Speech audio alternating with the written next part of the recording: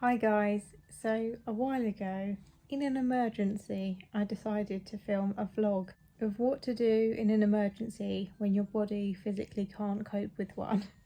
Now, you can probably imagine that in an emergency situation, I wasn't going to do the best vlog, so I'm going to be popping in at different times to say what I meant.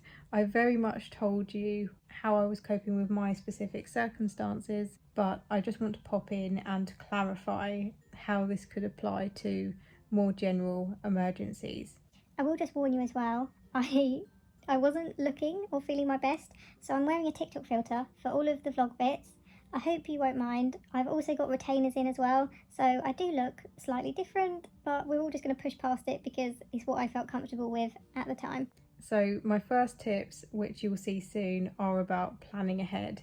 Now, the whole thing with an emergency is that you can't plan ahead, but you can still think 1 minute ahead. You can still think 5 seconds ahead. So, for example, if a family is taken into hospital and you have to be there with them, it feels like you can't plan ahead, but actually you always can because the future is yet to come. You can't change what's already happened, so you can't pre-medicate if you're already thrust into this situation. But my first tip is about planning ahead as much as you can. Even though you probably haven't been able to plan and prepare, there are often things you can do for future you. Hi guys, if I look weird, it's because I've got a TikTok filter on, but I don't feel comfortable filming without the filter, so here we are. So I have wondered for a long time, how do you cope with an emergency situation if your body physically can't, but you have no choice? And I'm in one of those situations right now.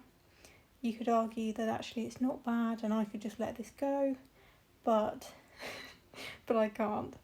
So I went to say goodnight to Tigger and clean her litter tray, and the cage was covered in blood and Tigger was covered in blood because she's bleeding from down below. Unfortunately, there's no local vets that care for hamsters, and there's no out of hours vets either. So there's nothing I can do to get her help until 8 a.m. tomorrow. And I'm very, very sick at 8 o'clock in the morning. So what do I do? Well, in any scenario, the answer is just whatever you can.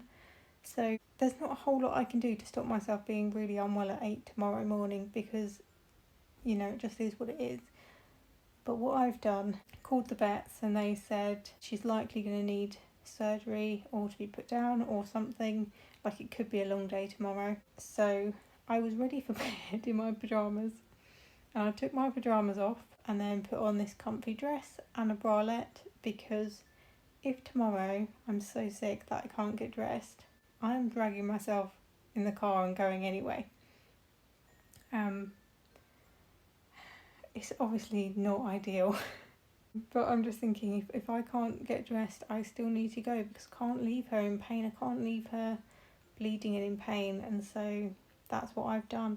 Set up her carry case. I'm trying to think if there's anything else I've done to prepare. But the answer is often that there's no big thing you can do, and you just do what you can, even if it's unconventional, even if you wouldn't do it in any other circumstance. And here I'm also talking about exceptions. So there are some things that we would normally do and there's some things that we would not normally do. And I'd like you to know that in an emergency, it's okay not to do some things that are expected of us and that other people normally would. Even people without chronic illnesses will find themselves doing some of these things. So for example, if you did end up in the hospital with a loved one, they might not have a toothbrush for, say, 24 hours, and you might end up not brushing your teeth. If you have a chronic illness, you're much more likely to be in situations like that if you just don't have the energy. And I think it's okay to give yourself the grace to say, this was one day. If I didn't manage to do X, Y, or Z, it's okay. It's okay to make those exceptions. It might even be, we'll just stick with the hospital situation where you're going to hospital with a loved one. It might be that you're not showered or that you can't get dressed, and it's okay to make those exceptions if it's the only way you're able to do something. Good morning. So I'm back with my emergency situation with Tigger. Oh my gosh, that was a nightmare calling around getting her fit in because she's technically an exotic animal, which I didn't know she counted as that. But I now have an appointment literally in half an hour. I actually am doing okay-ish because I didn't sleep, and so my body hasn't gone into that state that it normally does. Sorry if you can hear the noise outside. It's I don't have any time to wait for it to pass. But my next tip is to push away the things that you can. Anything that you can do at a later date, do that. So for me, I really need to conserve my energy. I've been awake all night. I don't know when I'm going to crash. We're travelling to get to this vet, so I need to conserve all the energy I can. So cleaning my retainers is one thing that's going to have to wait.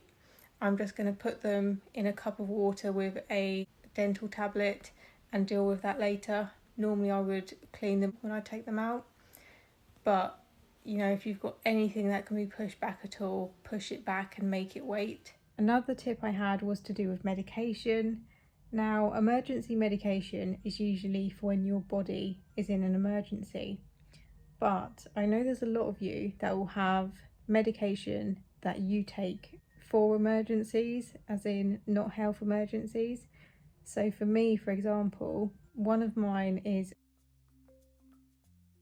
I try not to take this all the time because I get quite bad side effects from it, but I know that if there's something I really need to do, then I can take that, and in an emergency it's worth the side effects because it will just get me through that moment.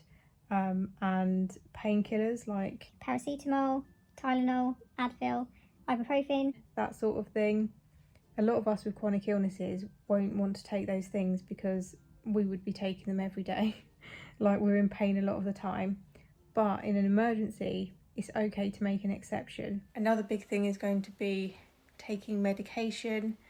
You know your own body and what you need. So for me, I've just taken my normal meds. I've taken an anti-sickness because I know I'm going to need that. And if I can have something to eat, I will take some painkillers as well because I've got the start of a headache, so I need to try and nip that in the bud. And you know, you may be taking different medication from me, but in an emergency situation, it's okay to take it at the beginning of those symptoms to try and prevent it as much as just treating it. I know you'd probably think to treat it, but it's okay to try and prevent it as well if you can feel those symptoms coming on. My next tip is to do with money, and I guess also exceptions once again. It's okay to do something if it's your only way of doing it. So in emergency situations, sometimes we do end up spending money on stuff that we wouldn't otherwise, just because it's our only way to do it, and just because our ease in that moment, or that memory, or you know, there's so many things this could apply to. But in emergency situations, we often do find ourselves spending money on things that we wouldn't normally, and I think it's okay to do that. So it's time to go. I did ask my dad and stepmom, because it's my stepmom's day off, if they could give me a lift to the vets. They've said no, so I've booked a taxi, and I just wanted to say that it's okay to do stuff like that. If there's things that are going to make it easy for you and it costs money but there's no other way and you can do it, then do it. This is not like a debatable thing for me. If Tigger is in pain and suffering, I will do whatever I can.